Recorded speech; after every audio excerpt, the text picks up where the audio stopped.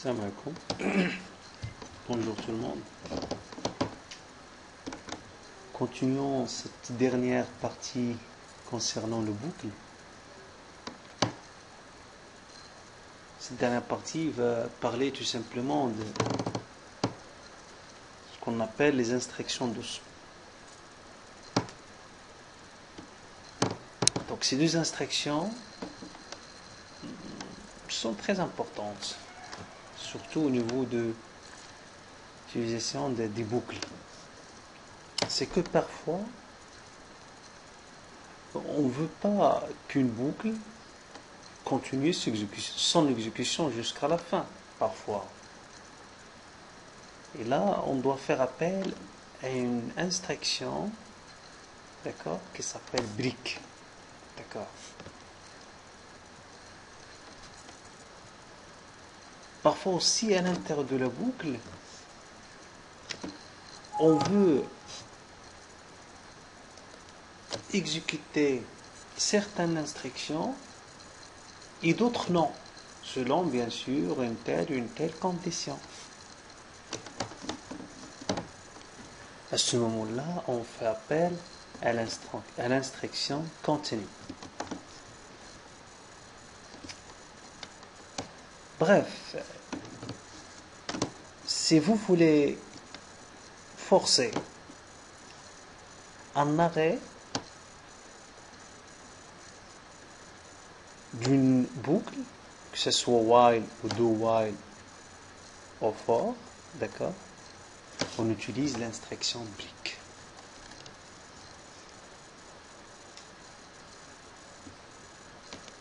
Si vous voulez maintenant, dans une boucle, sauter une instruction, c'est-à-dire que vous ne voulez pas l'exécuter, et vous voulez passer directement à l'itération qui suit, d'accord, vous pensez à l'instruction continue. Donc on va comprendre avec des exemples, d'accord, le rôle de break et le rôle de continue.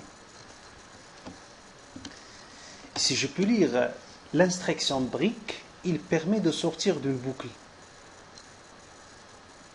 D'accord, bien sûr, vous vous rappelez très bien qu'on avait déjà expliqué l'usage ou bien l'utilité de l'instruction break dans la structure switch, structure conditionnelle switch. L'instruction continue, d'accord, il permet d'arrêter l'itération en cours. Ça veut dire que dans une boucle, c'est le rôle d'une itération exécutée, mais je peux empêcher son exécution et de passer directement, d'accord, à l'itération qui suit. Je suis dans l'itération 1, je peux en fait empêcher l'exécution de bloc dans cette aspect, je passe à l'itération 2 directement, sans exécuter en fait l'itération 1. Maintenant, regardez avec moi l'exemple d'utilisation de l'instruction break, dans une boucle. Ici, sont deux morceaux de programme qui sont normalement équivalents. Mais il faut montrer qu'ils sont bien qu'ils donnent exactement le même résultat. Très bien. Je commence par le morceau qui se trouve à droite, puisque c'est clair, il n'y a rien de nouveau là-dessus. Vous avez quoi? Vous avez while i inférieur ou égal à n. Bien sûr, ce programme-là, c'est déjà vu. Je peux vous rappeler que ce programme, c'est déjà vu.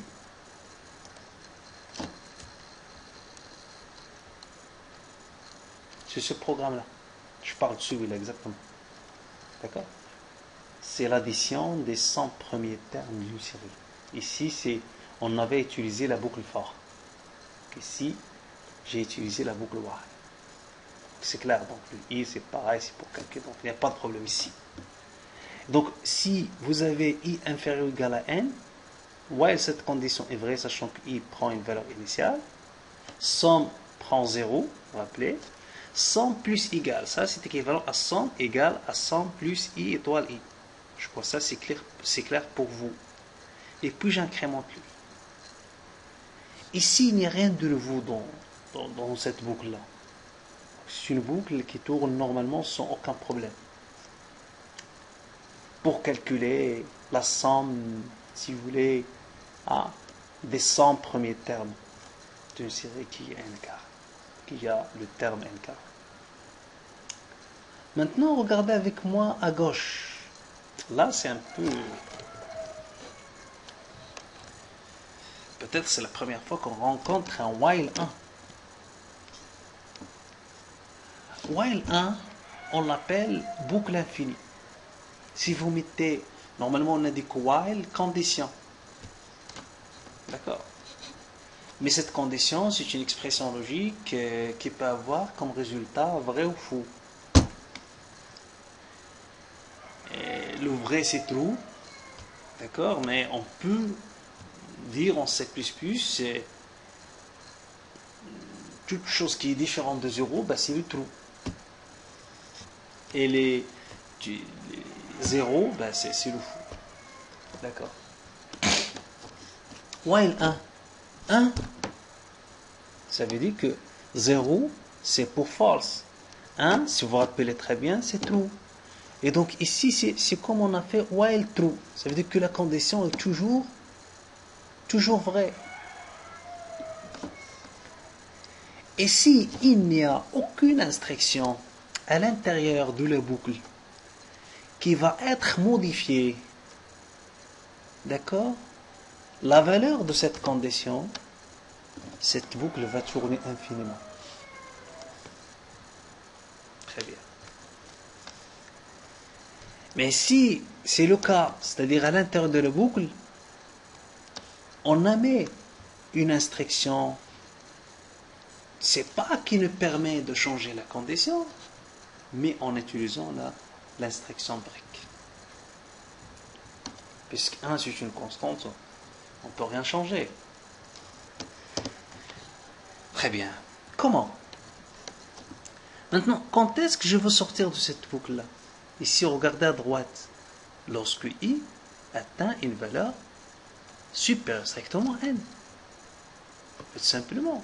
Ça veut dire à partir de n plus 1. Regardez ce que j'ai fait là. Si vous mettez, ou bien si vous supprimez cette ligne-là, la boucle sera tournée infiniment. Mais ici, je mets une condition exacte. If i supérieur, bien sûr, le i s'incrémente. Et je compare le i avec le n. Si i atteint une valeur supérieure strictement à n, break. Ça veut dire, je force l'arrêt de la boucle, même si la boucle est infinie. Très bien. Qu'est-ce que ça veut dire ce break-là, cette instruction? Directement, lorsque le compilateur rencontre cette instruction, ou bien lorsque cette condition est satisfaite, directement, on va continuer l'exécution dans le programme. Ça veut dire qu'on va exécuter la première instruction qui est en dehors de la boucle while 1. D'accord?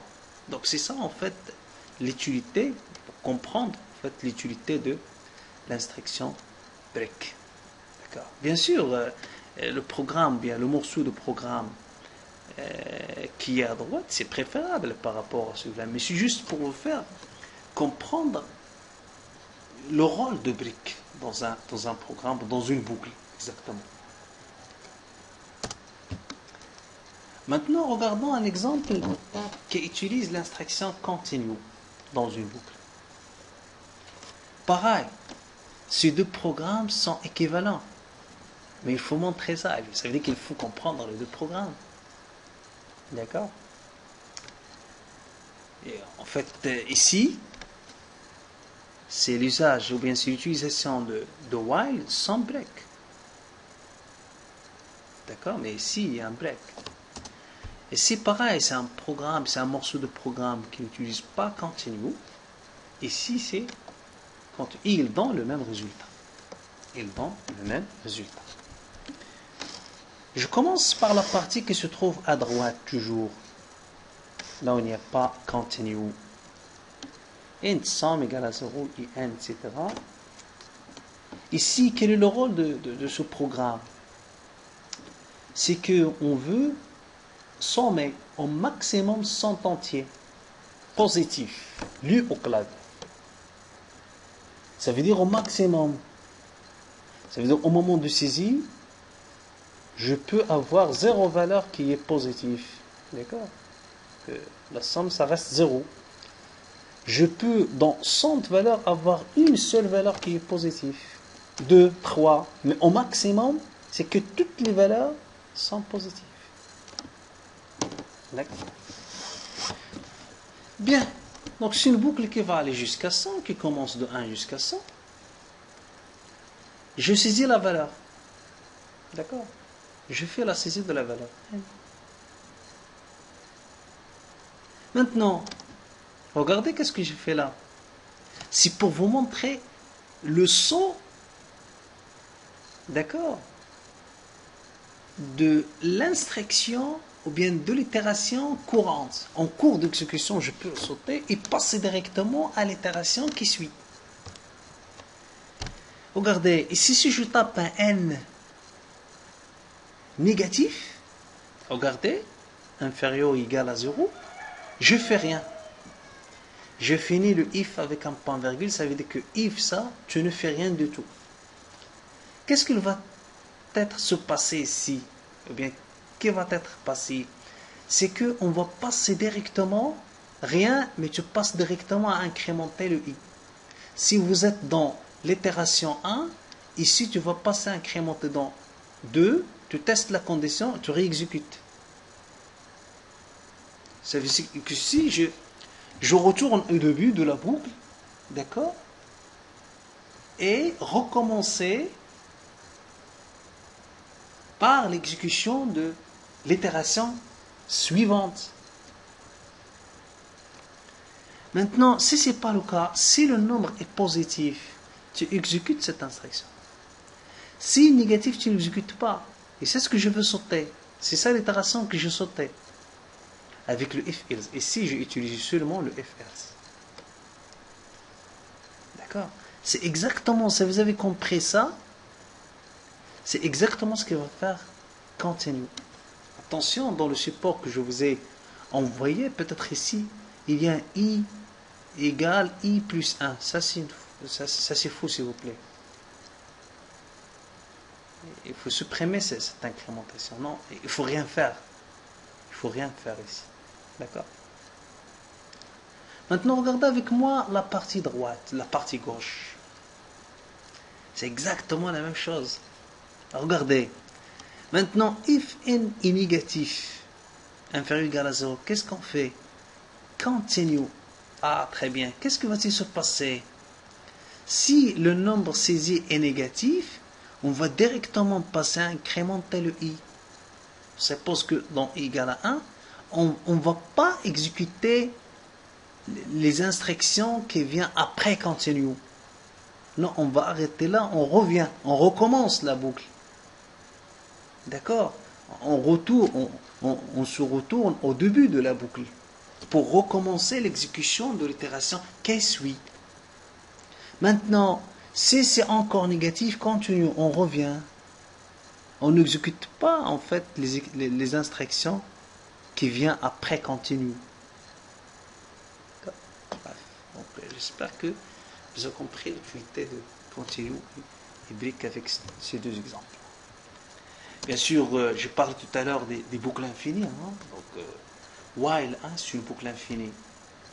Do while 1, c'est une boucle infinie. For, là où il n'y a rien ici, que des points-virgules, il n'y a que le vide, c'est une boucle infinie. Puisqu'il n'y a pas de condition d'arrêt.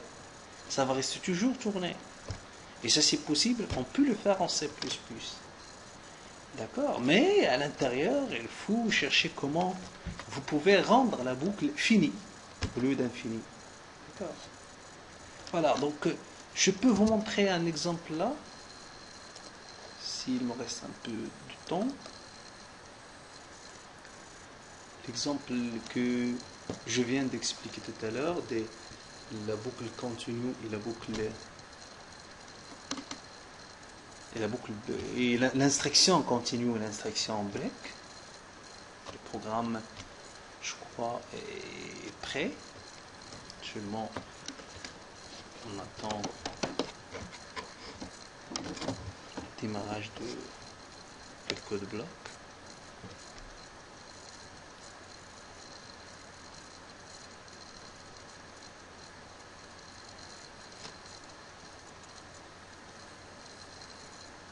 Très bien, donc en attendant l'exécution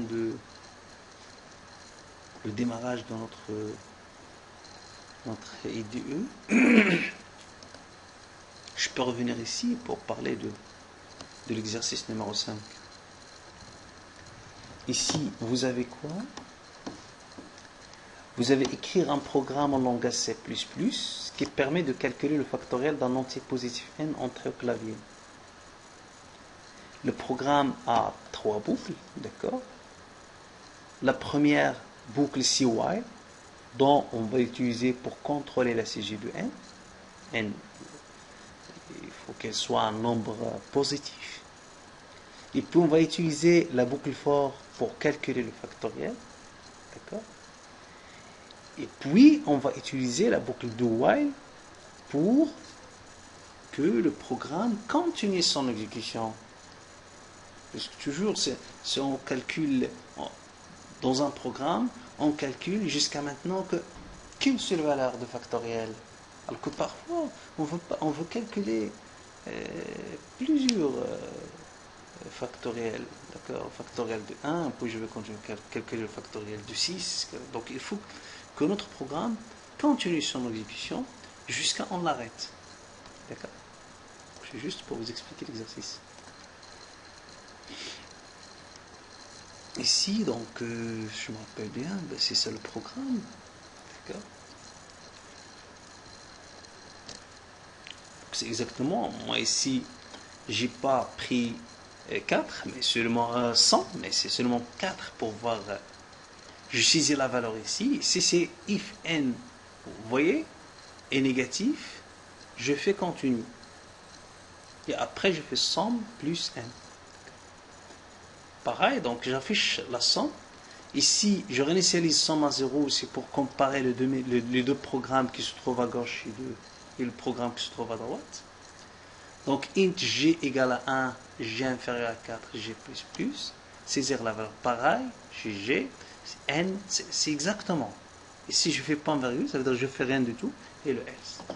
Et on verra l'exécution. Vous allez voir que c'est pareil. Ici, je n'ai pas compilé, peut-être. Je dois compiler.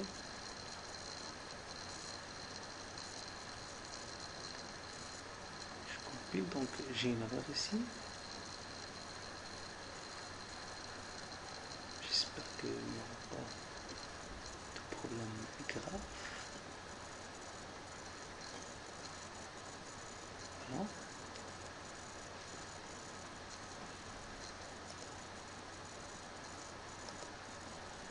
Je peux plus.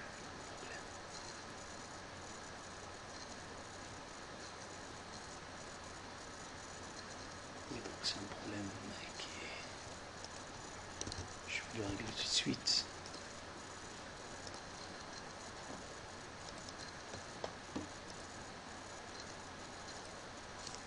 Quelque chose ici, excusez-moi.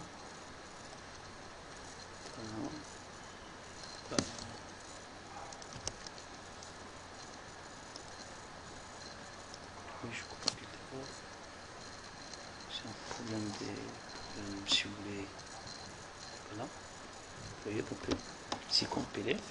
Je saisis la première valeur 1, la première valeur moins 2, la troisième valeur c'est 4. Et la dernière valeur, c'est moins 3. Quel est le résultat attendu? Ce qu'il va sommer seulement le 1 plus 4. On attend 5. Et là, 100 et 5. Maintenant, regardez avec l'autre programme qui se trouve à droite.